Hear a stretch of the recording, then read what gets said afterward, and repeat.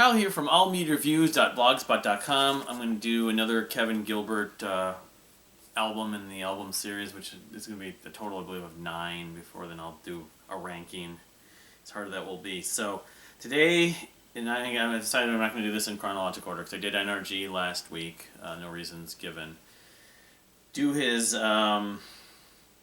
really his probably most polarizing, most controversial release. It was one of, a handful of them that'll be on this list. Well, a few at least that have been posthumous. So it's the what's known as is the band Kaviar with a K, and the Kaviar Sessions is really what it is. Is I don't know. I thought I've seen it referred to as the demos, but maybe these aren't really demos. Like this album, these recordings were intended to be released how they were finished like this. These are finished, at least for the most part, finished songs. So, but anyway, this is in effect the final thing he was doing of original music. The last collaboration he did, like of his own music, before he died in 1996, in May of 1996. And it came out, because of course it didn't come out then. Knowing Kevin, this is not how exactly it would have been released, but it probably would have been released pretty similarly in terms of like the recordings, the mixing, even down to the artwork to an extent. It would have been similar, but you can see it has the parental advisory sticker. This is the one that I bought recently. This is the original one I bought. It came out in 2002. I don't have the release date. I should have probably grabbed it, but I was just reading the write-up from this gentleman, Paul III. I'm not sure if that's his name. I mean, they have the list of credits on here, because it's Kevin Gilbert, of course, Brian McLeod, played drums, and he played keys and did some vocals. Nick DiVirgilio, which is ironic because he played bass and drums. So having Brian and Nick together, I think both of their primary instruments are drums. It's interesting, but Nick played some bass. Susie Davis, Paul, is it Paul Ill, Paul the 3? It just says Paul 1, 2, 3. Anyway, he did a write-up here. Susie Davis did some vocals and voice work, and David Levita also did some guitar and vocals. And then Bill Bottrell's mentioned in here, Ron McLeod, Cintra Wilson, of course. And I'll get into a little bit of detail about Cintra Wilson. Cintra Wilson was, in effect, Kevin's girlfriend at the point that he died, the last, I don't know how many years of his life, a couple of years at least. So this is, to me, this is clearly my least listened to proper album of his. Because the truth is I've probably listened to this album not even 10 times. I've listened to some of the songs more than 10 times, but I've probably listened to it maybe 7 or 8 times. I listened to it again yesterday.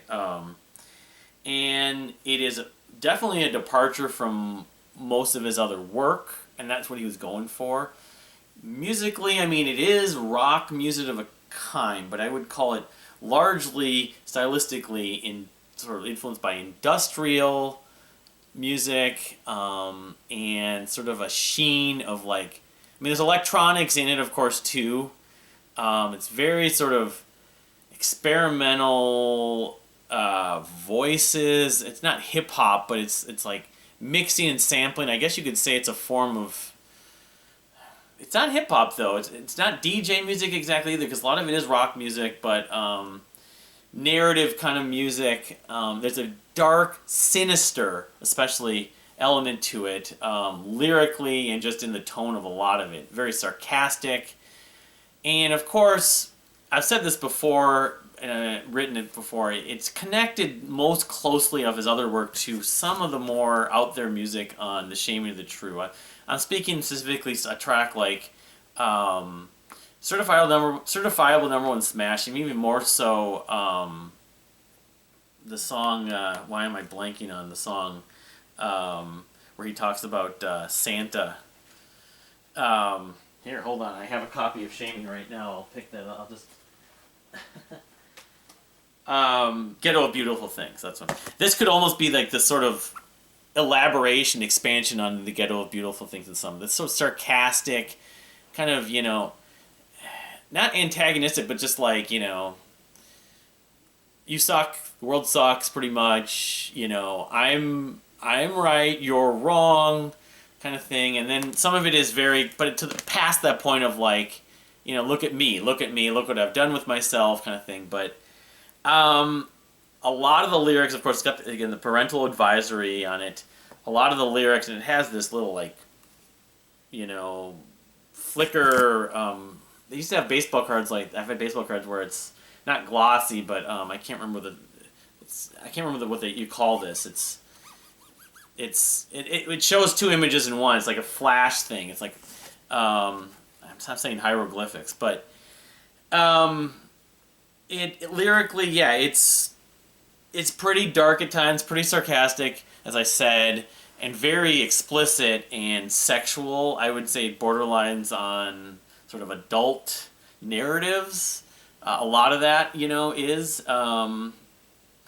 But it's sometimes it's subtle, and it's like it's like the black humor, dark humor, dry wit humor. I mean, some of it is comedic. I think this is his most theatrical work that Kevin ever did. I mean, he did a lot of shaming, but but the reason why I've listened to it the least is just because of sort of the lyrics, the vocal style takes sort of the front and center and sort of the narrative as opposed to the music. There's some nice musical moments on it. The production, I'll say, is quite good. I know, again, he was listening to a lot of trip-hop, and, I mean, Nine Inch Nails / Ministry, that industrial kind of element. And actually, one of the people he kind of reminds me in some ways, it's not devil worshipping, and this isn't death metal, satanic metal, of course, but it does kind of have like a Marilyn Manson kind of element at points. It's maybe not quite as heavy as anything Marilyn Manson does, but some of it sort of is. It's just, and then another thing there's a band called Shining who have an elements like industrial jazz. There's some jazzy elements on this. Probably not heard on much of any other of Kevin's music. So my favorites. I mean, you can see the track list. My favorites are the highlights for me. I would go with Death Orgy 9000, Broken. Sultan of Brunei is melodically nice. It's, again, the lyrics, pretty overt, but it's an interesting tale of a man, and of a guy who, on the island, who basically is a womanizer of sorts. Indian Burn's another one that has its moments. Pretty was the one song he played live from this, just on his own solo with a thud band, I believe. And it kind of echoes some of the grunge element to an extent, some of the depressive grunge element. But musically, it's all right. Although, again, that almost has a little bit of a grunge element, too. If you don't think I'm pretty, I'm going to kill myself, But, so, Fall in Love with Me is a cover. I didn't realize it yesterday. It goes 10 minutes, but the cover of the music part of it's a cover from Iggy Pop that Iggy Pop and David Bowie wrote. They co-wrote. The last 3-4 minutes after there's a quiet dead spot it's kind of elaborates on sort of the song's single. The single's a little more I wouldn't say the word polite, but isn't quite as overt. But when the last part of that cover, Fall in Love with Me, it gets pretty, again, the whole pornography, dialogue, kind of adult dialogue. So, you can see why this is an album that, while is way different and forward-thinking in a lot of ways, is not necessarily one that a lot of fans, even the big fans, would go to. Ironically, or by that same token, there are people that aren't necessarily as familiar with Kevin Gilbert's catalog and have heard this, and they think this is their favorite thing, this is their go-to. I know some people even have said this is like, I think Mark McCrite was it, like maybe this is the favorite thing he did. Now the question still raised, I did that video a little over 5.5 years ago about where would Kevin be doing music with this, because this is the last thing he really was doing. This and The Shaming of the True, but I think he probably would have done some more music like this, but at some point he wouldn't, like, allow this to sort of, you know, allow his other kinds of music that he would have been pursuing or doing that really did really well take a back seat. And I think at some point the style would have to kind of evolve too. I don't think you'd have Kaviar, the Kaviar sessions 2, 3, and 4, where it's like, you know, epic concept albums in this exact same style, where it's just dark, cynical, I mean, I don't say it's not downer music. It's not like you're crying when you listen to this, but it's definitely mood music.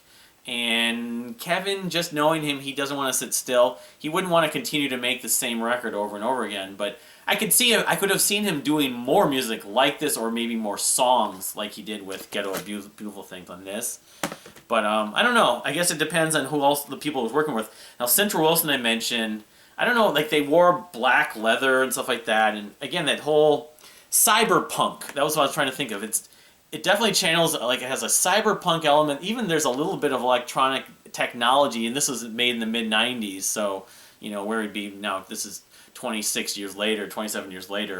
But cyberpunk goes back, into the 70s, I think, and especially was big in the 80s, but stuff came after this. But I get this whole cyberpunk. I know cyberpunk is less about music, and it's more sort of an aesthetic and a fashion sense. But I was going to say, Central Wilson, I think, here's the other picture. Central Wilson, I think, has kind of a little bit of a lifestyle or a background and an exposure to, whether or not be cyberpunk or the expression and fashion of you wearing black leather, clothing, garments, pants, jackets or whatever else. Black rubber, just, let's just say cyberpunk, but Sintra, yeah, I think that's why I think of this, and knowing her kind of background. She is very political, very socially conscious. I listened to a podcast many years ago with Mark Maron and her. I found out more about her background. She did the liner notes also for Nuts and Bolts, and talked about Transmetropolitan, which is a graphic novel series I ended up buying, comparing Kevin to the Spider Jerusalem in that story, that book, that graphic novel series.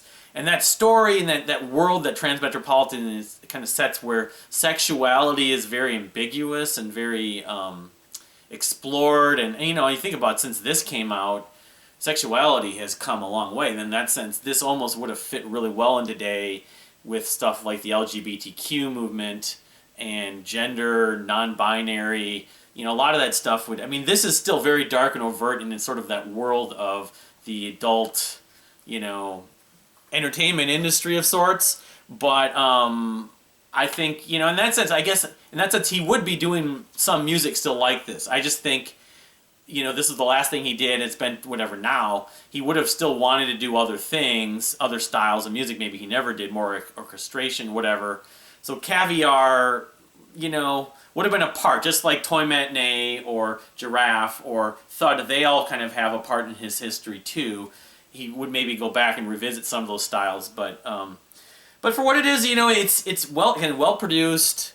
I think it's very kind of highly original, but some of the most different music he ever did, as sort of reactionary, expressionistic, very much an art for art's sake, and cannot be accused. It sounds absolutely nothing like NRG or Toy Matinee or Giraffe. There's just, not to spoil anything about what I'm going to be talking about in the next few weeks with a bunch of these other albums, but Kaviar is the most different thing he ever did. So in that sense, I respect it.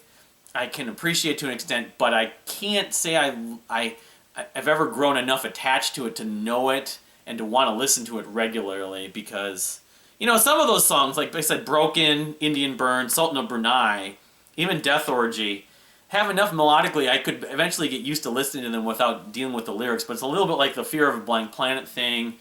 Sometimes lyrics just get in the way, and some of this is so overt that it's hard. And I wish just have it on low in the background or finding instrumental versions. Kevin's voice. That's the other thing about this, is that the majority of the vocal or the voice work in this album, the Kaviar Sessions, doesn't sound like anything else he's saying. He's doing, his voice is manipulated, is really deep, like, slow it down, and it doesn't sound like him. I'd say only about 3 or 4 songs vocally he resembles even the stuff he did on Shaming. You could say that maybe some of the vocals aren't even Kevin. I think they're Brian McLeod and some of the other people. There's the male vocals. Let's see, Paul. Yeah, it's Paul's vocals, maybe some too. So, and David Levita. I'm not sure, but some of it I believe is vocals that have been manipulated and slowed down to be deeper. It's kind of like the voice from was it Saw or I Know What You Did Last Summer or Scream. One of those voices, that deep sort of horror movie voice. So.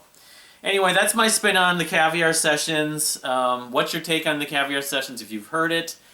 I don't know if it's on Spotify. I didn't get around to checking. I just ripped it. But if you can find it, you can still buy this on Pop Plus One through KevinGilbert.com. But if you want to hear something different than Kevin, I would say Kevin's other work, this is worth checking out. And if you don't like this, if you checked it out, I would say you should still consider listening to his other music. But in that sense, it's forward-thinking, but in that sense, it's also, very much of a very rarity for me to listen to. I don't know, someday maybe my feeling will change about it somewhat, but I feel like half the time I'm listening to it, I'm listening to some, stream from some video on some adult site, but I know a lot of it's sort of tongue-in-cheek, sarcastic, witty humor, but he was just kind of going deep in terms of the references and exposure to stuff that you don't necessarily hear in music. It's that's why it was. None of this stuff could be played on the radio. I don't know if there's one track on here that would be. There might be some clean versions of some of them.